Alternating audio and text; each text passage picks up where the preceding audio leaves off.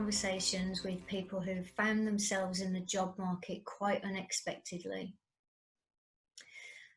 And they've asked some really key questions. And one of those is, how do I start my job search? So for anybody else who's finding themselves in the same situation, I wanted to share with you 3 ways that you can get your job search started. So the first option is working with a specialist recruiter.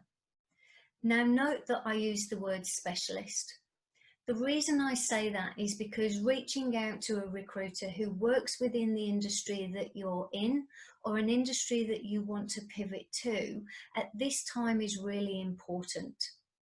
They will have the connections, they will have the network, they will know the clients to be able to provide you not only with potential job opportunities, but really valuable market intelligence and insights that will help you make informed decisions on your career journey.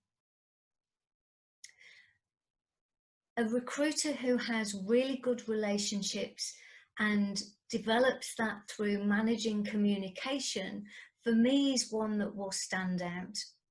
The reason for that is when you've applied for a job, what you want to know is feedback. You want to know how well your CV suits. You want to gain updates on your progress. So a recruiter that manages the communication between yourself as the candidate and also with their client is somebody that will be really useful and helpful to you in your job search. When the market gets challenging, the way in which we recruit needs to adjust, because the number of job opportunities will drop, and therefore we need to work harder and be more resilient, and also have really strong relationships with our clients if we're to still be made aware of job opportunities as they come up. So talking to your recruiter and asking them some key questions about what they know about the market that you work in, how they manage their client relationships, what you can expect from them, is a really good way for you to ensure that you're connecting and registering with the right recruiter for you. The second option of looking for jobs is going directly to the company itself. And the way in which you do this is by using the job boards of Seek, Trade Me, or somebody like Glassdoor.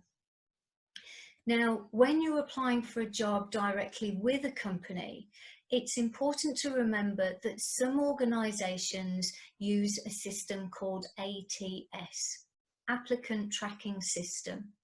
Now, what the ATS system does is it allows the hiring managers to provide criteria and keywords and skill sets that they're looking for against a particular job role.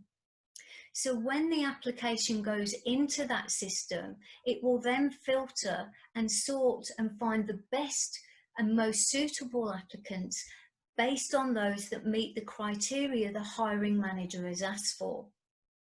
So it's really important that when you're producing your CV, that you highlight your experience, your job roles, and put that into a simple CV format so that it can be easily read and seen. Something that has come up when I've had conversations with hiring managers is the number of times that they receive essentially a cut and paste cover letter. And for them, that's just not good enough. It certainly doesn't enable people to stand out and demonstrate their point of difference.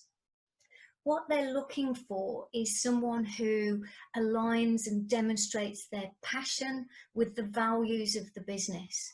They're looking for a cover letter that explains why you want the job, why you want to work for that particular company, what made you apply. So if you want to stand out, making sure your CV is simple, straightforward format, and a personalised cover letter could make all the difference. Your third method of looking for a job opportunity is one that is based around building your profile and optimizing your online presence. Now, this is a method that you would use if you're looking to strategically maneuver your career in a particular direction.